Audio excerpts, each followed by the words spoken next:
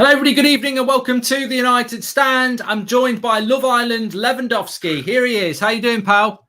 I'm doing good. It's been a decent week for me. You know, nothing too special. What's that? Oh, yeah, I got a video playing in the background.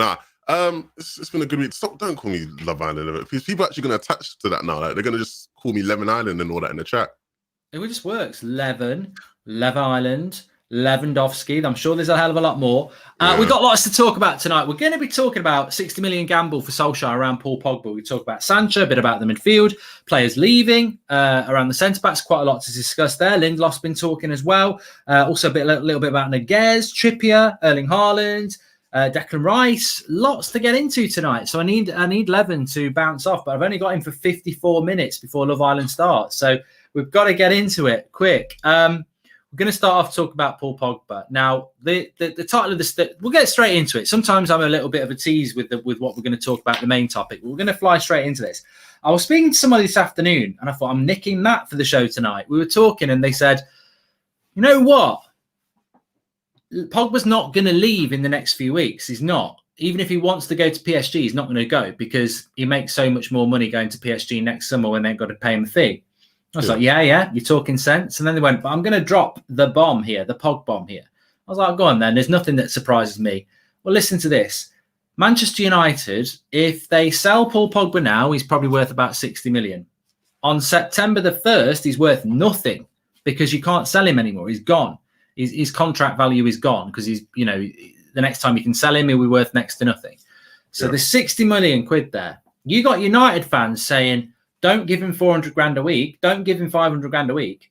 But what if the Glazers look at that situation and go, wow, 60 million pounds we've just lost. To pay him 500 grand a week is only going to cost us 25 million. You know what I'm saying? It doesn't make sense, but it does make sense because you are going to, the minute we hit September, we've lost the value. So instead of losing, you pay 25 million to not lose 60 million. But I suppose the 60 million is invisible, isn't it? So you wouldn't have to pay the 25 million. You know what I'm saying? It's like, we're going to lose 60 million because we're not going to get a transfer fee. So the Glazers might think, well, let's pay 25 million to keep him. But then the 60 million is invisible. The 25 million is actual real money. So actually, it probably doesn't make any sense at all. It's like the potential 60 million. Like it's 60 million that you could have. But then at the same time, like when I think about all that stuff, I do always think like, I wonder if that's how, a club actually does think about its finances. And I doubt it is. I'm sure there'll be, them experts in chat like, oh my God, you guys have no idea what you're talking about. Well, no football club thinks like that. Like, sure, all right, mate, thanks. But, from a fan's perspective here, you do sort of think about it because it's like, there is a potential 60 million there that, they do lose out on. It's the age-old question though of like, is it worth it for what you can get out of Pogba over the next year, and then potentially even being able to keep him beyond that is the real question, because they might not even see it as like the 60 compared to 25, because they might see it as like, well, we're going to do well this season and keep him, and commercially and all that, he makes us more than the 25 million that we're spending on him anyway. So it's like, do you know what I mean? Like there's so many factors that go into it that make it like a lot more difficult of a question to just answer, I feel like. Well, what I said back to him, and you've sort of hit the nail on the head in the chat and figured it out as well, is that a football club would think like that. They would go, that's 60 million quid we've just lost. Let's pay 25 million pounds in wages and we've still retained some value. But of course, we're run by business people, and business people are going to go, well, yeah, that 60 million is hypothetical though. You've got to sell him for 60 million to get the 60 million. We've got to spend 25 million to keep him. So yeah, it doesn't necessarily play into those hands, really. But it goes into a little bit about what people have been talking about Lukaku. I've heard it again today. People talking about, oh, it's great that Lukaku's going to Chelsea because Inter owe us 45 million. Yeah, they owe us 45 million, but that's not magic money. That's not the Glazers going, ooh, that's 45. Yeah. We sold him for that money. We've just not been paid it yet. So they'll have it on the books already. It ain't going to be money that's going to make a massive amount of difference. But we do have a Pogba update, Levin. We were just talking about it before. So this is from Mike McGrath. I think he writes for, let me just find out who he writes for, The Telegraph. So he says, Paul Pogba is set to start the season in Manchester United squad before making a decision on his future. He has never formally rejected United's contract offer for him to stay at the club, but he's ready to take his time over his next move. PSG are interested in Pogba and are watching this situation carefully, but any business is unlikely over the next few weeks, meaning his future will be in the spotlight during the season when the window is still open. And it's also a deal that may not be straightforward. So they're talking about the next few weeks that PSG may make a move for him. Pogba's always going to be, it doesn't matter whether it's transfer season or not, Pogba's always going to be big news. He's always going to be, a player that generates interest. And a lot of that interest is generated by himself and his agent, to be fair. I mean, it's not like they don't promote it. But what you seeing about, what you think about Pogba now? He's back in training. We're getting close to that Leeds game. What are we saying about Paul Pogba at the moment? Like, I look at things from a purely football perspective a lot of the time. Like, I try my best to look at things from just purely football basis. And you look at what Pogba can offer us, it's almost invaluable in a way where, we can't get anyone in to replace what he does. And I don't think there's anyone at our club who can do what he does all that well, apart from maybe Bruno, right? And it's weird because I think you get people who go, Pogba's never done it for us. Pogba out, da, da, da, da. And whether you want him out or in, to say Pogba has never done it for Manchester United, he's never put in, world-class performances, he's never been impactful, he's never been, one of our best creators in our side, is categorically untrue. Now, maybe you don't care about that because you think, well, for the price we paid, he should be doing this week in, week out, da, da, da, da, at even higher level. And fair enough, I can definitely see that. But there are many games this last season that we had where, Pogba was one of the key creative sparks in our team that would initiate a move or actually directly create a move himself. And in terms of looking at the system of playing the way we play, he is one of our best sort of advanced playmakers in that sense. He allows Bruno to maybe not always have to be involved in an attacking move. He allows it. It'll be better now, obviously, with Sancho in because we'll have even more creators, but Pogba can do things in a way that no other player in our team or no other player in the Prem can do to some degree. So of course I want Pogba in our team, right? Like, when you just look at it from that perspective, of course I'd want him in our team. He offers us so much. It's a lot more complicated than that, though. We know it's a lot more complicated than that. At this stage, though, yeah, I think I've said this for a while now, where I've accepted the fact that I don't think he'll be sold. I think he'll play the season, and depending on how the season goes, we'll determine the outcome next summer. And hopefully that outcome is we win trophies and he's happy and he's impactful to the team. And so everybody agrees, yeah, it's best to keep him. We need him here.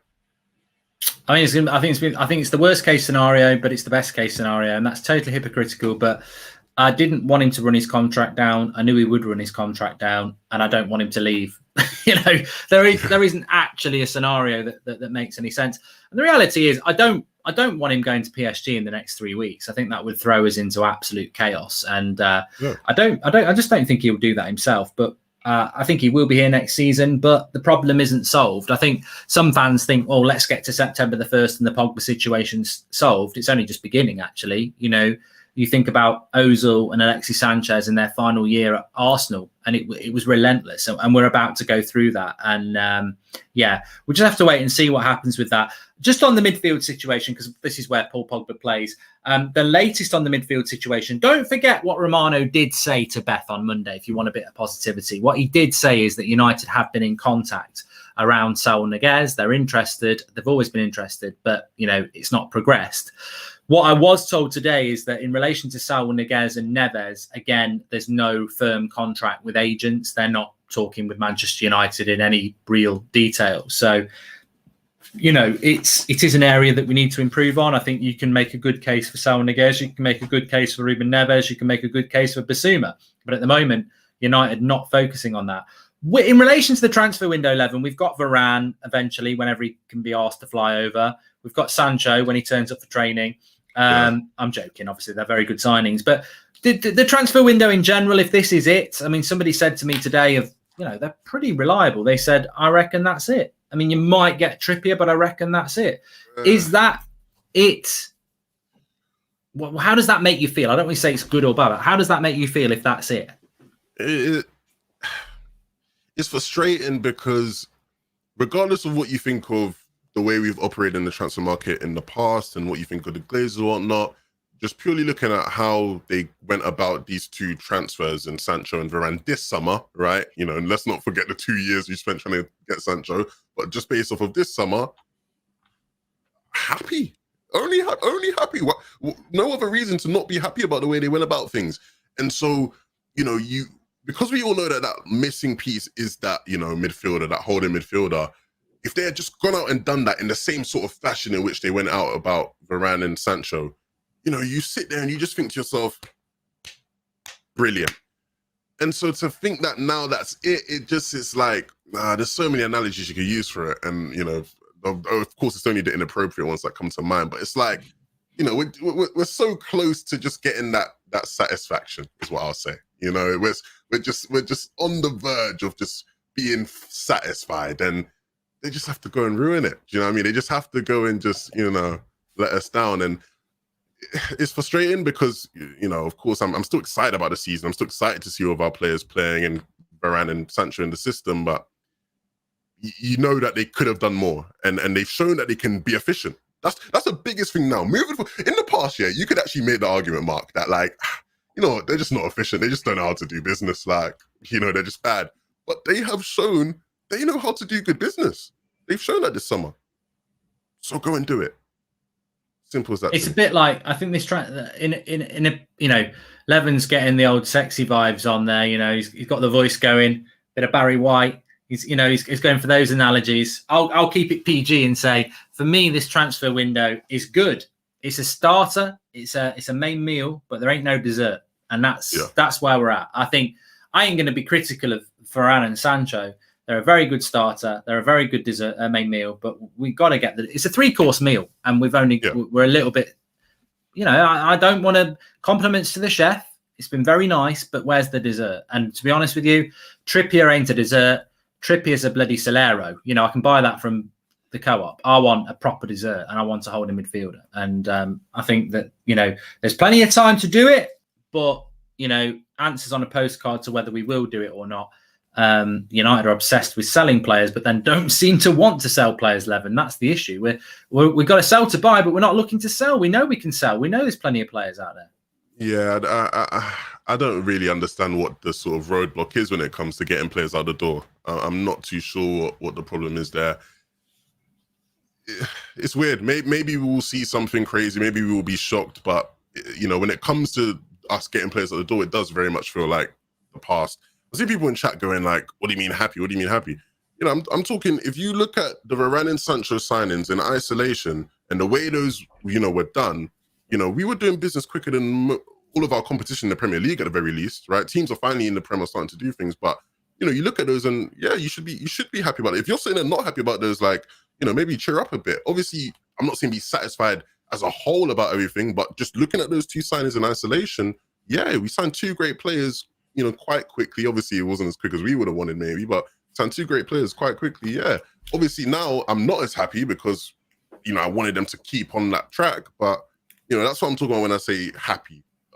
For people who are a bit like, I'm not happy. Well, your defence there. I mean, look, we mustn't lose sight of the fact that if we'd have said in, you know, when we're in the depth of bloody Lindelof and Maguire, you know, Victor the Vacuum and Harry the Hoover, you know, sucking the defenders in and back 6 and everything like that. If you'd have said to any United fan in January, February, March, April, we're going to get Varane, they would have cried happy tears. Like, you know, I know we need a midfielder and we do.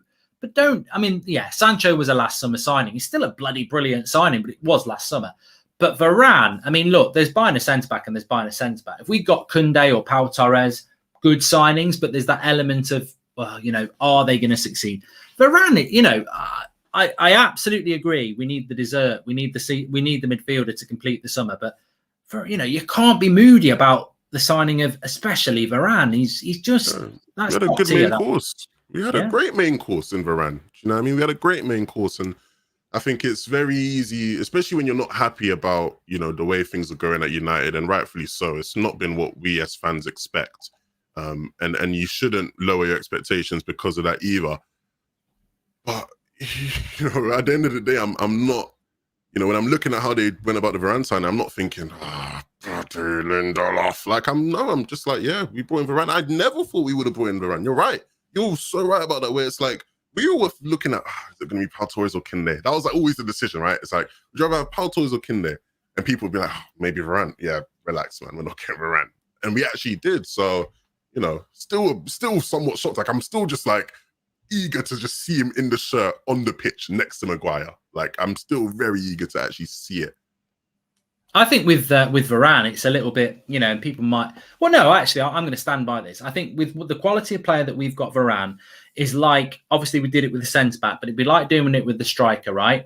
Koundé and Pau Torres are a bit like Alexander Isak or Calvert-Lewin, and then Varane is like getting hold of Haaland or Harry Kane. Like, you know, we've gone and got the best we can get in that position, and I can't complain about that. But there is a massive hole in the midfield, and it does need to be filled. And if they don't fill it, well, you go into the season in jeopardy, because that could bite you on the arse big time. Sticking with the defence, though, just a couple of stories to bring about outgoings. Axel Tuanzebe is apparently going to go on loan to Aston Villa. He'll sign a new contract at Manchester United till 2024, and then he'll go on loan to Aston Villa. What's your thoughts on that, Levin? Tuanzebe loan to Villa. Was talk about Newcastle. Villa's probably a better club, to be fair. Yeah, and look, you know, the first thing I actually think about is, bloody hell, Villa are actually going about their business well. And part of that may be because, you know, they don't want to have to negotiate with teams for players once they have the 100 mil for Grealish, because, you know, teams will just hold them on to that. But no, I think, you know, Villa is a great place for him to go, because as much as they're not going to be challenging for top 4, you know, we don't at least think they will be right now. They're going to be. Just bought Danny Ings as well, haven't they? Got Danny Ings. That's what I'm saying. They're serious. Buendia, Liam Bailey. Yeah. You know, and you know, the signings that they did last summer are brilliant. Like Martinez in goal, he's a solid keeper. You know what I mean? So they're going to be a much more competitive team than Newcastle, and he probably has more of a chance of, you know, being a nailed-on starter for Newcastle, because, you know, depending on how Konza does, essentially will really depend on whether he plays or not. Because it's not like he actually goes in, I think, and starts straight away. It's Konza and Mings at the back, and he's going to have to outperform Konza, because I think Mings is just going to be a constant for them. So, you know, it'll be tough competition, but easier competition for him to actually compete with. He can't compete right now with Varane, Maguire, and, you know, although I think he can compete with Lindelof, from what Ollie's shown us, in Ollie's eyes, he can't compete with Lindelof. So I'm happy with him going to Aston Villa. It'll be good for him. Just interesting there. Amir says he'd rate our transfer with a solid 9 out of 10 if we sold Pereira, Matic, James, Lingard, and keep the Ahmeds and Alangas. Not if you don't buy midfield for me, mate. I think, you know, for me, it's a 7.5. You've got to get that midfielder in. You've got to do it. Tuanzebe needs to leave on loan with Varane coming in. He will not get any playtime. He does. I agree with Levin. I agree with that comment there from Arlo as well. Tuanzebe needs to go. The only thing I would say is that, are we not going down, you know, UK gold repeats? Like we've seen Tuanzebe go on loan, come back. He should have got more game time last year. If you're never going to get United first team game time, having pocketed Neymar and Mbappe, and you're going to be sat on the bench watching Lindelof play, you're probably not going to have much of a future under Ole Gunnar Solskjaer. But I'm glad we're not selling, and I'm glad he's going on loan, because you never know who the manager might be in a couple of years. So he's worthwhile keeping that sort of a player. The other player I was going to mention to you, actually, you know, my eyes were not deceiving me. I thought, I thought those mushrooms I'd had with dinner were magic mushrooms or something. I have seen Phil Jones running around training with the Manchester United squad in Scotland. And not only that, I've heard the names Brighton, Newcastle being mentioned as potential places for him to go. Now, we don't know whether this is a gift or money's involved or a loan, but this would be fantastic. You know, one, that he's fit, two, that we can move him on. I've seen you talk about Phil Jones, and like you seem to have like the feeling around Phil Jones that, like, you know, he's a clown, but he's our clown. You know, you have the attachment. I'm affectionate towards Phil Jones. Yeah. I think a lot of people in chat probably aren't, but there probably will be a lot. And the angle that I sort of went with it, when I was talking about the other day, was that, you know, I think it's very easy for us as fans, and we do this with loads of players, even though we really do love and support the club, we do this as fans where we disconnect ourselves from the people. Right. So I think it's very easy for us as fans to go, yeah, Phil Jones needs to be out, get rid of him, which might be true, right? Because if you're looking at it, it's like, yeah, the money is on, you know, he just needs to be gone. But, you know, you have to remember, this is somebody who has been at the club for a long time, must have great relationships with people behind the scenes.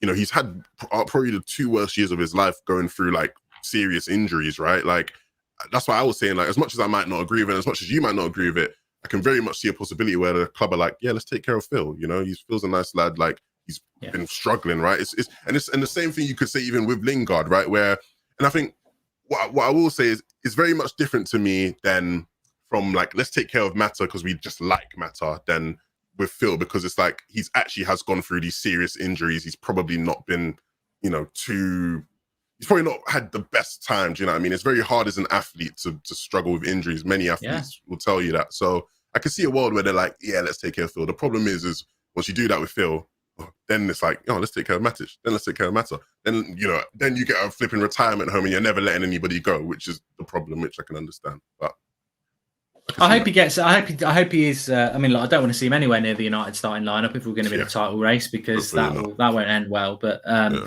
hope he can resurrect his career, definitely. There's quite a few things to talk about. I want to talk about Trippier next, because this is a story from Marca in Spain. Now, there's been a lot of things floating around about Trippier, that he's only got 1 year left on his contract. Marca is saying he's got another year left on his contract. He's got 2 years left on his contract. His release clause is £40 million, €40 million, so about £32 million. And Marca are not saying this, but we know it. He's 31 in September. Where do you sit on Trippier? 2 years left on his deal, £32 million release clause, 31 in September. We were sold this at the start of the summer. Trippier wants United. United want Trippier. Competition for Wan-Bissaka, no more than 15 million quid. It's now becoming an elongated deal for a backup right back who's 31 next month, 2 years left on his deal. Atletico Madrid don't want to sell. And if they're going to sell him, they want good money for him. Is it still worth pursuing that deal in your mind? Nah, it was always a case of, if it's going to be too much effort, then just no. Because, you know, you can't deny what he can offer. And he does have something to offer if he was to come to the club. He would have something to offer. And there are fans out there who I think, you know, they might feel like they're in a minority, but they would say, well, actually, Trippier might offer us a lot more than Wan-Bissaka, especially when it comes to going forward. So I can see the appeal.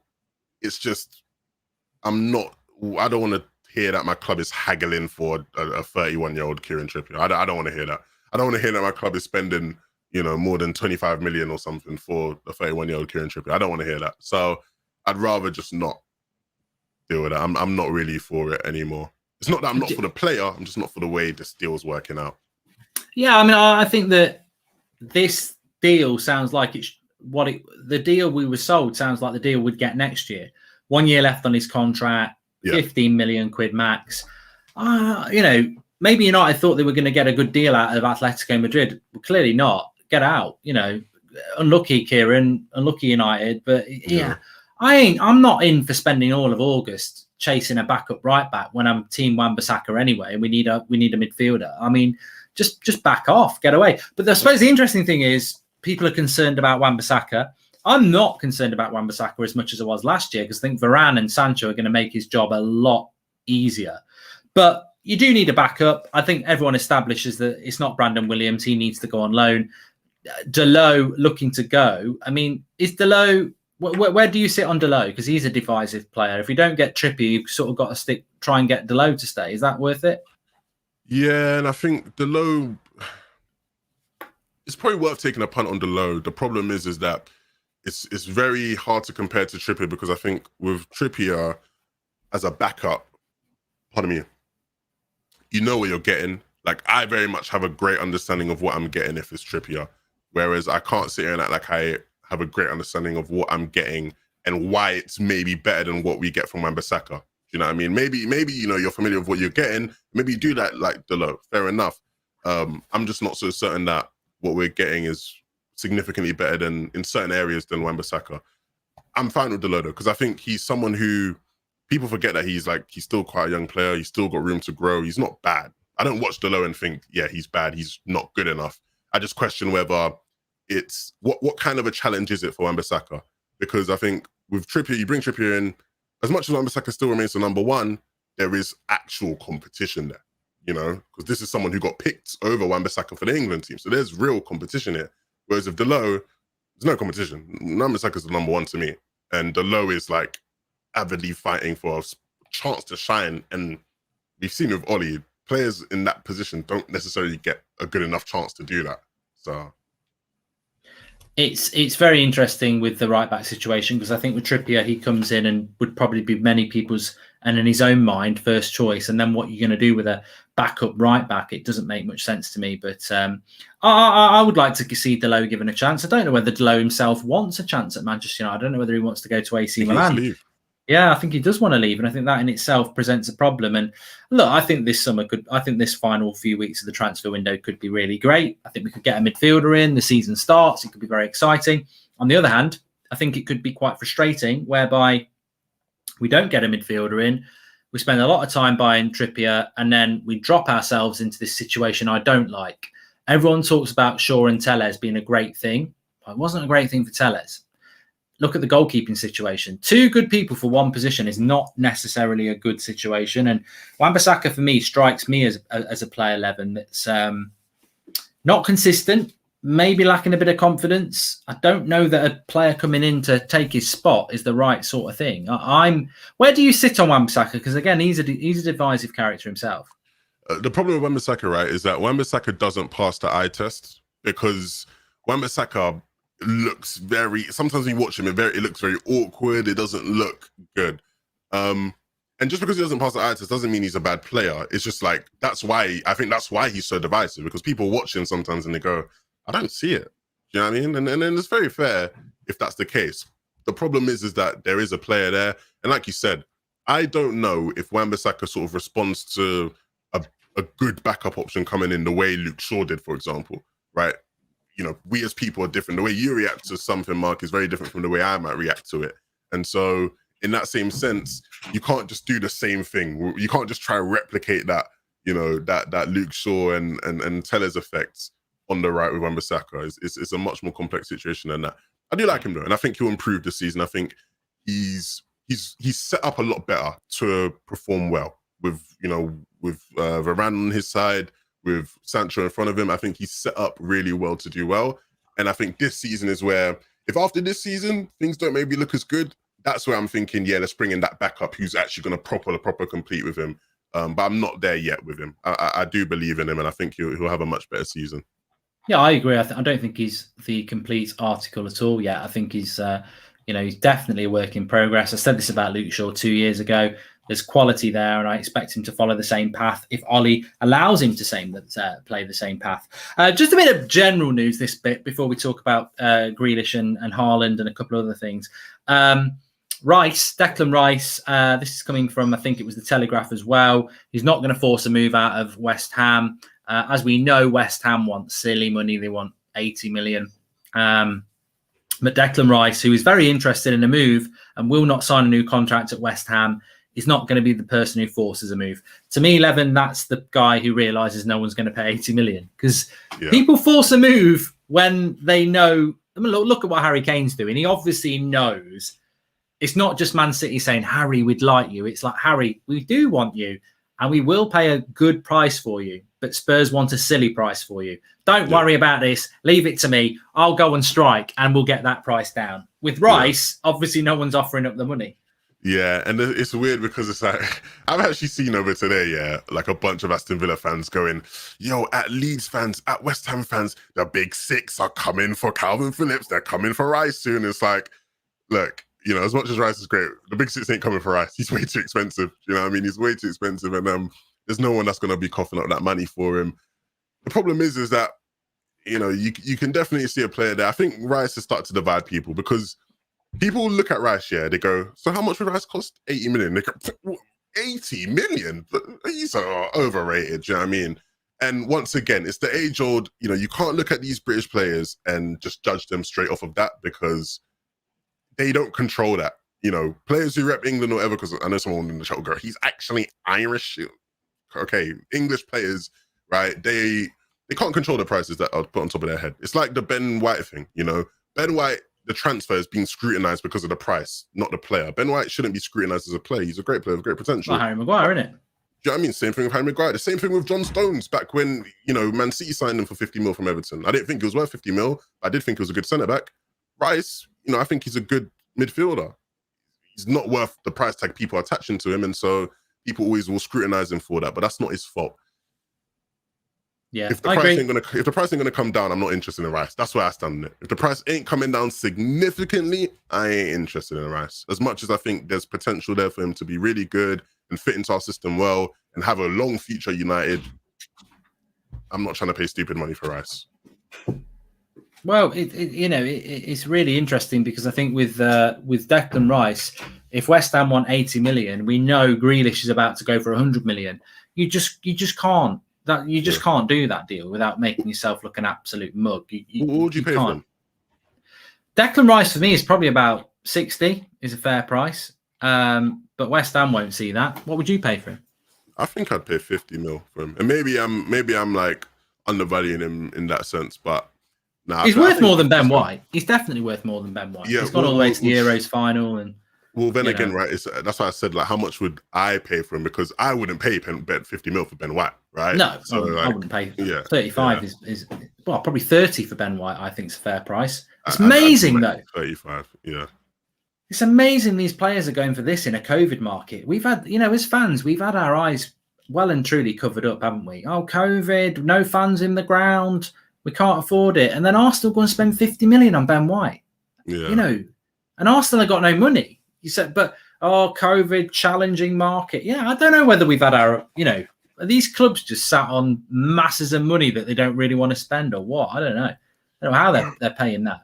I remember hearing something about it, and I think a part of it, I remember hearing something today where a part of it is almost to do with like financial fair play, where I think because with the whole COVID market thing, I think the way things are regulated right now is a bit less of a certainty where you can probably get away with spending more money now in comparison to what you'd be able to in a non-sort of COVID situation. And so like teams are capitalizing on that because it's not even just teams like Arsenal. Like, where Aston Villa getting all this money from? I mean, like they're spending. I don't think financial fair play even exists anymore. I don't. Yeah, with the Man City stuff, you could argue, yeah, no, don't. Because Man City, if they get Kane and Grealish, are going to spend well over 200 million. On two players, yeah. Which even as a United fan, I'd be terrified. But Man City don't need to be terrified because they buy 5 right backs before they find the right one. They're so rich they can do what they want. But if United spent, I mean, here's a serious question: if United spent 250 million, or let's say 230, they might get Kane for 130, Grealish for 100. If Man United spent 230 million on Kane and Grealish, I'd shit myself. I'd be thinking about all the players we could have got for 230 million. But for Man City, I mean, it's they just can go and do it again next summer, I suppose. You know what? Yeah, I'm not. I don't even think I'd be as scared because I thought you were going to frame it in a different way. I thought you were going to say if Man United spent 250 million on 2 players, I'd be shitting myself. And I was going to say, yeah, because we'd go out and buy the wrong 2 players for 250 million. You know what I mean? Like we'd spend that money poorly because at least in the case of City, it's like they will spend that money, but like they're actually spending it on 2 good players who, like, in theory, it makes sense, right? But we would go out and spend it on the 2 wrong players. So I'd be way more scared in that sense. It's hard though, because I think I don't know where the direction football's going. This is like a deeper conversation. We could go in on this for so long, but the direction football's going in terms of, how like the big market teams will just always win. I think people, especially like this is something I heard a lot when the whole Super League thing was going on, was that people love the fact that in football, the best teams now aren't always going to be the best teams. It's just the cycle of football.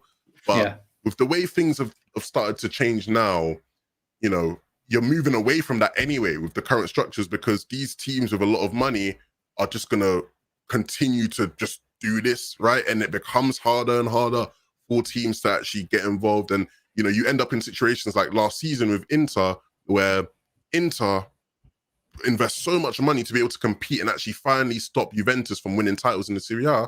And then right after they win, they got to sell players because they're financially in a bad place. And they got to sell Hakimi for 60 or odd million. It wasn't as bad for them because they only had to sell the 1 player, but you can see what I mean. Like, for teams to actually even try and compete and spend enough to compete, they put themselves in these damaging spots, whereas then the Man Cities of the world aren't actually in damaging spots and they can just keep on doing it and doing it and doing it. And it's a scary place for football to be moving in. And I don't want rival fans to sit here and go, what are you talking about? United spend loads of money, and of course we do. Like, that's true. But we're also one of the clubs that probably makes the most money as a club. And so in that sense, and we don't spend it like Man City spend it. You know, we don't. Unfortunately, we don't. Our focus isn't just totally on winning. It's not. You know, this is Man City are a play toy to billionaires. That's what they always were. They are. They're just a club that was bought to win at a sport those billionaires like. Man City, you know, the Sheikh Mansour didn't grow up as a Man City fan with Sean Goater posters on his wall. You know, if he wanted to, he could have had Sean Goater running around in his garden as a kid, you know, because that's how much money he had. Man City were chosen because they had a stadium and they were in the Premier League. They looked at Everton, they looked at Aston Villa, they chose Man City, and Man City won the lottery as fans. I wonder. I don't. You know, the interesting thing for me is that, and it does resonate with United, is that we've got Varane, we've got Sancho, and title talk starts, and I'm like, how are we talking about titles? Man City have got 2 teams, and now they're spending over 200 million on 2 players. That gap is pretty much hard. It's getting harder and harder to fill, and I think that, you know, if United can be anywhere near that, we're almost doing it. Whether it's, you know, some people don't think Ollie's good enough, some people don't think the Glazers are good enough, but you're up against something now that is just unregulated and impossible to stop. And I said it today, Levin, on Twitter. I was like, I don't even blame City. You know, people want to say oil money's ruining football. I don't blame City. I don't blame Sheikh Mansour. I can try and banter City because that's football, but I don't blame City. Because ultimately, I saw this coming, like many United fans did, in 2008. Very rich people who have so much money, they can just keep spending it, take over football club. All they want to do is spend that money until they dominate football. Their only goal is to destroy football. But to them, they're not destroying football. They just want to win everything every year. Yeah. That was their goal in 2008. At least it's honest. Where this has gone wrong, if it's gone wrong, and maybe it hasn't gone wrong, but where it's gone wrong is that they're actually succeeding. They're becoming such a juggernaut that nobody can compete with them. Exactly, and that's what it is. It becomes that the juggernaut word is perfect, because it's like it does just become, you know, an immovable force where unless the regulatory boards and whatnot are the ones to actually step in, there's nothing that you can do. There's generally nothing you can do unless the regulatory boards step in. So it's hard, and I don't know what happens, because I think at some point you do have to step in. You know, I think at some point it gets to a stage where it becomes clear to everybody that you know, football can't be allowed to keep on going in that way. And like you said, I don't want City fans to take that personally. It's not your fault. I don't get upset by City fans who celebrate the success their clubs had. You know, what are you supposed to just say? If you're a City fan, are you supposed to sit there and not celebrate the Premier League because, the oil money, I can't celebrate this? No, like, of course you're going to be happy your club's. Well, they're not winning every game 20-0. They're not at that point yet where, you know, you're playing FIFA on cheat mode and it's like, it's easy. You know, they're still you know, they enjoy it because they're winning and there is a competitive element. Yeah, exactly. And I think the second that it starts to move away from that is, of course, you know, obviously I'd hope that people step in before that, but the second you start to get close to that is where things go wrong. And what do you think about Grealish going to City? Because a lot of people talk about that. Could have been at United a year ago. Circumstances didn't happen. £100 million. Jack Grealish, Man City. It's good for them. They're getting a brilliant player. They're getting a player who improves them as a team. It's not as scary to me as Kane. And I've repeatedly said this, is not as scary to me as Kane, because I think in Kane they're a team that creates a bunch of chances but don't have the people to finish those chances. And in Jack Grealish, you're adding someone who is just another really great creative player. You know, was one of the best last season. He created the second most chances in open play last season in the Premier League, second to Bruno Fernandes. And he's played less games than Bruno Fernandes. So arguably, you know, you could say in open play. Exactly. And so you could say, you know, he was the best creator in open play last season. He was fouled the most of any player. Do you know what I mean? He's constantly getting these fouls more so than any other player in the Premier League. Set piece opportunities. City are great from set pieces. You know what I mean? They're going to thrive with him in the system. He's going to create way more goals for them. But I still think Harry Kane would just be that bit scarier for them. But no, you know, congrats to Jack. You know what I mean? I think you look at what he's done with Aston Villa over the past couple of years, and he's been brilliant for them. And it's why I was quite frustrated today, seeing that a lot of fans have started to turn on Grealish. I very much can understand, if you're a Villa fan, why it may hurt to see him leave. That's fair. Yeah. You are right. You know, you are right to feel hurt that he left. But it's very much different being hurt and then turning on him and starting to attack him and starting to undermine what he did for your team over the past couple of years. That's two very different things. Yeah, and I think that it's reminds me of Ronaldo. You might be a bit young for that. A few 11 probably will be. A few other people will be as well. I remember the season had finished. We just lost the Champions League final in 2009 in Rome, and he'd done an interview saying he wasn't going to go. And then I just got on holiday, got a message from a mate. Ronaldo's going to Real Madrid. I love Ronaldo. United fans love Ronaldo. And you know, all it was, at no point did I want to burn a shirt of Ronaldo. At no point was I like, fuck you, Ronaldo. It was like, I was just gutted. I was absolutely gutted. And we've been prepared for it, but didn't want him to go. He was our best player, but it was never about forgetting what he'd done for us. And ultimately, he'd made no secret, as much as it hurt, that he wanted to go and play for Real Madrid. Yeah. In the situation of Jack Grealish, I know for a fact he loves Aston Villa, but he's a footballer. Yeah. And he belongs in the Champions League, and he belongs at the top of football. He got shit on in the Euros because he plays for Villa. Mount plays for Chelsea, Foden plays for City, Sterling plays for City, and they're getting picked, and he's on the bench, even though he should have started every game. Jack Grealish he can't be Matt Letizia 2.0. He's got to go and play in the Champions League. And I tell you what, Levin, if I was Jack Grealish and I was thinking that, and I was thinking, you know, but Villa, I love it at Villa. The thing that would have tipped me over the edge would have been Pep Guardiola, the best manager in the world, wants to make me the most expensive player in British football history. Yeah. That to me would just intrigue me beyond belief. I'd be like, Pep Guardiola wants, not Ole Gunnar Solskjaer, not bloody Harry Redknapp, not Jurgen Klopp, Pep Guardiola, who's already got Foden, Mahrez, Silva, De Bruyne, Sterling. He wants. I mean, look, that in itself just shows you the luxury Man City have got here. They don't even need him.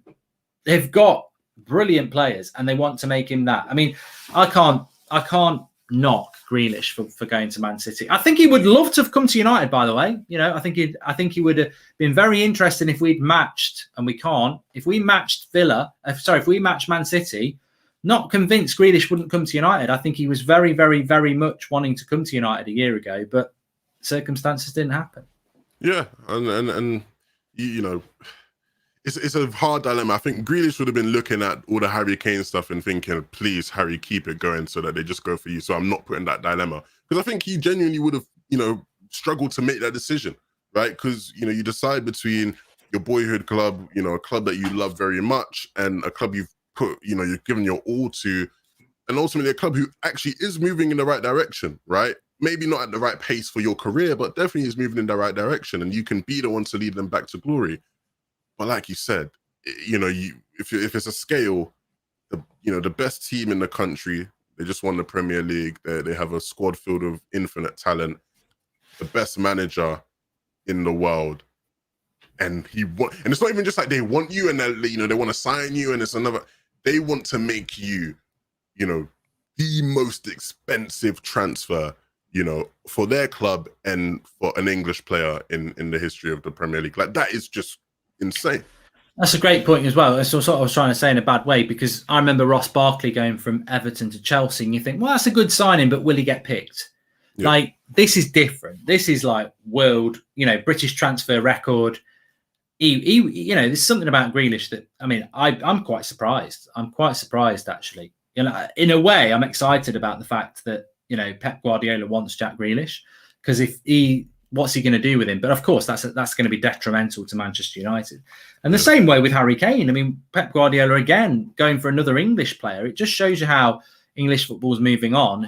Unfortunately, our national coach manager is about as useful as Sam Allardyce. But the reality is that we have got very good players, and people are looking to pay a lot of money for them. What does it mean for Manchester United, though? That's the main question. Grealish at Man City. If Harry Kane goes there, is that going up to a level that even with Sancho and Varane and maybe a midfielder, we're not going to get near them? Or is it just 11 against 11? Well, ultimately, you can argue, it's just 11 versus 11, because I think in a game scenario where, as much as if they had both of those players, they become a team where in a 38-game league season is unreal. And I think that's where they're scarier, right? When you think about the fact that it's like over the course of a season, you have to deal with that squad and that group of players. Whereas, of course, 11 versus 11, our best 11 versus their best 11, on paper, you might look at theirs and think it's better, but, you got to throw the paper out the window sometimes. We've seen that with football. I mean, sometimes you throw it out the window and, they don't become unbeatable just because they get Grealish and Kane. They don't become unbeatable in a one-off game instance. No, they don't. Of course not. Over the course of a season, trying to be better than them becomes way harder, though. And that's where, obviously, we're looking at, because we want to compete for a league title. We want to win the league. And so that's where it becomes really difficult. But I'd still fancy our chances against them, in the Manchester derby. Of course I would. I'm not going to sit there because they got Kane and Grealish and go, 38, they're going to win 38 games. There's nothing we can do. No, of course not. Like, I'd expect us to go and put in a shift there, whether it's at the Etihad or at OT. I think it goes one or two ways. You know what? I like Grealish and I like Kane, but do they scare me as much as maybe prime Aguero and prime, De Bruyne? No. I like that. I think that the thing with English players is that they have this bottling mentality. Are they elite winners? And very few English players actually are elite winners. And look, I like Grealish, I like Kane, but you know what? You put your Man City shirt on, you change the record. Like, you put that shirt on, you ain't getting like. You might get respect, but you ain't getting like. That's just the way it is. And I'm sad. I am sad because Grealish is actually probably my favourite player outside of Manchester United. Very not anymore. Not no more, Jack. No more. And I'm not blind to what Man City are doing here, buying up English players, trying to buy a few more English fans. Of course, that's a big part of it. But look, good luck to Harry Kane. Good luck to Jack Grealish. I can understand why they're going to do it, but you are putting on the light blue. You are the enemy. That's the way it goes. I hope it goes absolutely tits up, and I hope that we win 100%, the league. 100%. But, we'll have to just wait and see, which it goes back to, again, is why I think we need a midfielder. We desperately do need to bring a midfielder in, because we ain't going to compete with Man City or Chelsea with a midfield choice of Matic, Fred or McTominay. I don't think Southampton would be happy with that midfield, let alone a team that's going to win the league. So we've got to try and do something there. And again, it just comes back to what Levin has said before. Levin is a pragmatic Ollie outer, for the reason that he doesn't believe he's ultimately good enough in this sort of a battle. Is that fair to say? Yeah, and it says more about, if anything, now we've gotten to the stage where now it says more about the battle than it is about him. It's not an easy battle to win. That's the reality. You've got to be be elite. Yeah, let's be honest about it. Regardless of what you think about Ollie, if you take him out of the situation, this is not an easy battle to win. And I think it's going to be tough, and I really hope he proves me wrong. Like, I don't. This is the one thing that always will frustrate me, Mark, where it's like people are just like so obtuse about it. Like, regardless of what you think about Ollie, you should want him to prove you wrong, because if he's proven you wrong, we're successful. I don't care, Mark, who's on the pitch, right? If I was to fall into deep sleep right now, wake up at the end of the season, you told me, yeah, we won the league, but we won the league starting Lingard, Phil Jones, and Lindelof at the back. Do you think I'm going to sit there and go, oh, nah, man, no? But it's about, I'm not going to care about that, right?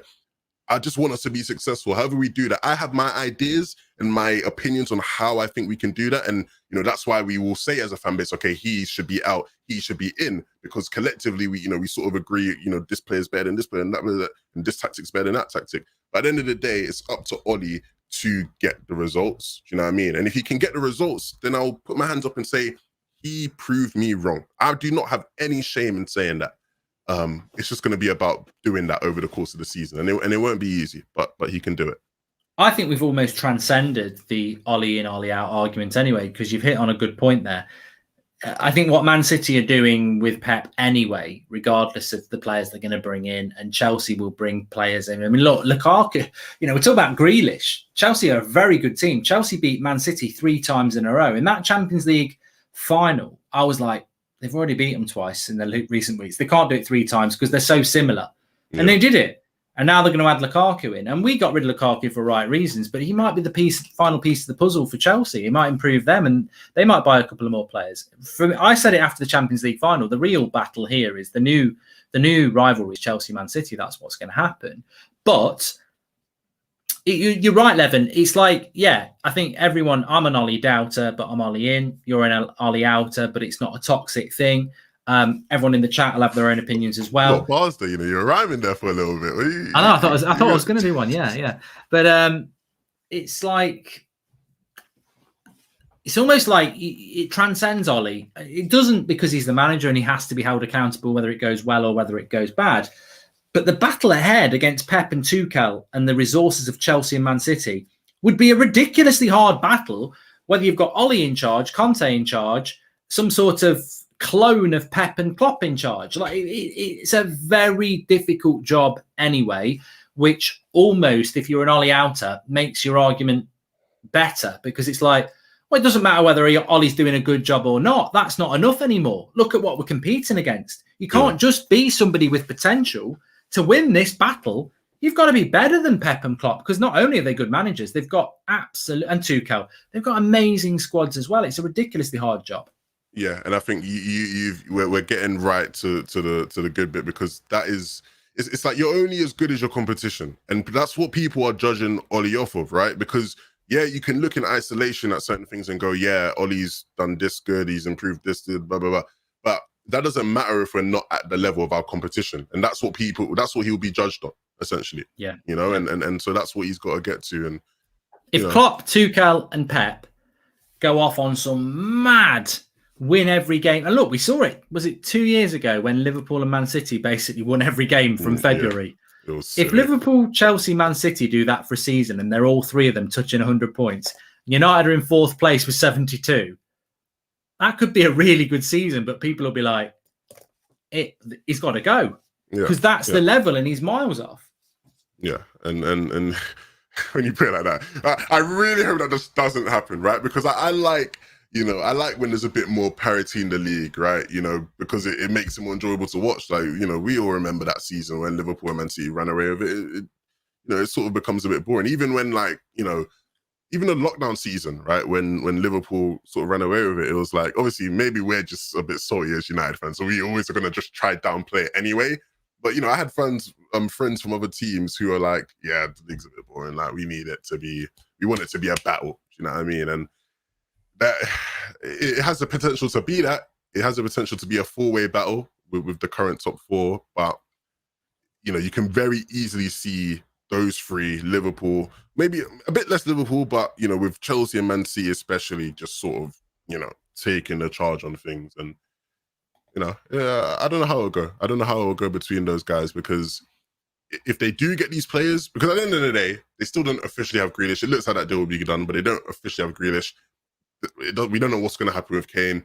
Lukaku with Inter, they're staying adamant they won't let go of him. But at the end of the day, when Abramovich comes, money talks. When Abramovich comes calling, you got to answer up. So, we got to wait until we actually see these things materialize before we can, really write our checks or anything. But at the moment, it does look a bit scary. It does.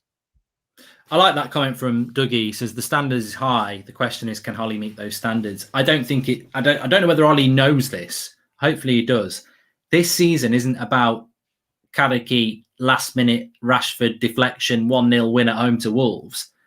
The standard is going to go to a level that he's got to go with. It's not going to be about grinding out second place, because you won't grind second place out this year. You won't. I think it's Man City probably win the league. Chelsea might push them really close. Liverpool could bounce back. Quality is going to be accountable this year. I don't think it was last year. I think last year was about we got top at Christmas, January. We held on to second place with McFred and Magaluf. I think this year there's going to be a lot of people talking about quality, and that's what Ollie needs to produce. Of course, the thing we don't know, Levin, is we don't know what we're going to do because we've had no pre-season yet. That's another big thing that, you know, I think people will start to talk about a lot more in the next coming sort of days. What is, like, you know, the big thing last season was, you know, we got 3 points in 3 games, right? Where, you know, we lose to Crystal Palace. We barely got away with one at Brighton, and we lose to Spurs, and it just looks awful. You know, we're going to go into the season with almost a similar thing. And then on top of that, you have new players who you're integrating into the system. And with all the rumours, obviously we don't know for certain, but with all the rumours that Ollie wanted to play a new style of football and all this and all that, when is he going to get the time to implement that system with the new players ready against Leeds, who, you know, they've had a good pre-season. And they've had a good pre-season. And I vividly remember, Mark, the first game of the season for Leeds against Liverpool, when it was 4-3. Of course, Liverpool did win that game, but high Leeds intensity. Scary. It was up and down the pitch, high intensity, the exact sort of football you expect out of a Bielsa team. You know, we're not going to be able to just waltz through that game. We're not. We're going to need to be ready for that game. And Sancho back on Friday. Cavani, nobody knows. Varane might not even be in the country. Quarantine. You know, that's 3 big players that are not going to play against Everton, basically. They're not playing against Everton on Saturday. So are we going to... I mean, and then you put yourself into the equation of, it's not my best team, but do I pick it? Do I pick Sancho even though he's not had any game time? Or do I go with Dan James because he's been running around for a month? You know, and then if you're picking Dan James, we're not stop. You know, the thing I would say is, somebody said this to me the other day. Well, we'll just have to play McTominay and Fred and put James on the right because they're the fittest players. And I'm like, this ain't pre-season. This is 3 points against Leeds. Yeah. If we're picking Dan James on the wing because Sancho ain't fit enough, that's a failure. That's a failure because this is 3 points against Leeds. Are a big game. 75,000 will be in that ground. Yeah, and you know, you think about it, like, if you think not getting the midfielder was like a shit stain on the transfer window, you know, imagine us losing that first game, even with the business we've gotten done. You know, knowing that, you know, Sancho and Varane are available and whatnot, and we have these players that, you know, losing that first game could start, you know, almost the beginning of the end in terms of like a bad season for us. I think we really need to hit the ground running, and it's something we've struggled with Ollie. But I think this season has to be the season where he does it. And it's once again, like, I just want that result. I just want us to beat Leeds desperately, because I think if we were able to beat Leeds with just not our best team and we sort of play well, it builds momentum. And you can start to integrate these new players into the system because you have a foundation to build off of in which you believe in and you're confident in. And that's what's important for us now. Just losing that first game, I don't want to be there. You know, if I don't even want to talk anymore, because I feel like we're speaking it into existence now, and so I'm just gonna like zip it. Like, yeah, I'm looking forward to the Leeds game. Cool. Everton preseason match. Yep, nice, cool. We'll get there eventually. We will. And look, it is the big unknown. We're right to talk about potential issues and concerns, but ultimately we might turn up and beat them 4-0, and hopefully we will do that. Look, I'm aware of the Love Island crew, and I know Levin watches it. No, let's keep the show going for half an hour. Let's keep going. Yeah, I've got to go, but reality is, okay, he's got it on record. But very, very, very good show. Really, really enjoyed it. I hope you haven't enjoyed it at home, and Levin as well. Yeah, no, always had a blast, man. Always have a blast talking about football. And you can find Levin on everything at Levin2K. Yeah, at Levin2K. I see a lot of people still type like Lev, like in with like an I at the end, but it's just Leven. Then 2K. Leven 2K across everything. There you go. Simple as that. Well, look, everybody, have a nice evening, day, wherever you are. Thank you very much for watching. Big up to Levin for being on the show. And well, look, we're only 2 days out from the Everton game, which I think will be a very interesting game. They're a Premier League side. They're 1 week out as well. We're 1 week out. It's just a shame we haven't played any other games before that. But that game was always the highlight of pre-season, a week out for them, the Leeds game as well. So looking forward to that. It'd be interesting to see what our levels are like against Everton, actually, 11. Yeah, I think, because from based off of the people who are at Scotland, it's like there's not going to be any of the kids running around. It's going to be, for the most part, the players who are going to be in and around the squad for the rest of the season. So, it'll be a big test. It'll be a good insight into what we're going to look like next season beyond just the starters. Yeah, it'd be interesting to see if he plays one holding midfielder. I bet he won't. Anyway, look, we'll see. Thanks everyone for watching. Catch you all in a bit. Take care.